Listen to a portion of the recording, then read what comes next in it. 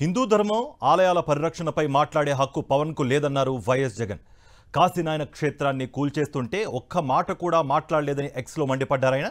వైఎస్ఆర్సీపీ హయాంలోనే ఆలయాల పరిరక్షణ కొనసాగిందన్న ఆయన CM Chandrababu, deputy CM Pawan Kalyan ఆదేశాలతోనే ఇప్పుడు ఏపీలో ఆధ్యాత్మిక శోభ దెబ్బతింటోందని ఆగ్రహం వ్యక్తం చేశారు.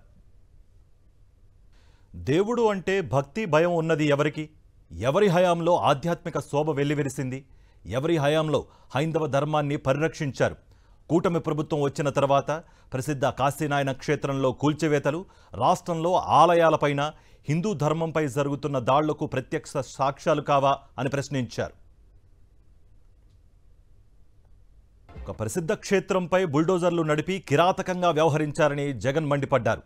చంద్రబాబు ఆదేశాలతో డిప్యూటీ సీఎం పర్యవేక్షణలోనే కూల్చివేతలు జరిగాయన్నారు.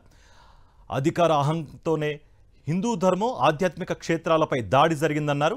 ఈ ప్రభుత్వం వచ్చాకే శ్రీవారి ఆలయ ప్రతిష్టను దిగజార్చారని పేర్కొన్నారు.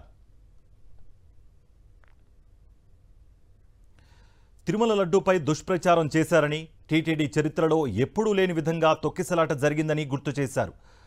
సనాతనవాదిగా చెప్పుకుంటున్న వారి శాఖ పరిధిలోనే కూల్చివేతలు జరిగాయన్నారు వైఎస్ జగన్.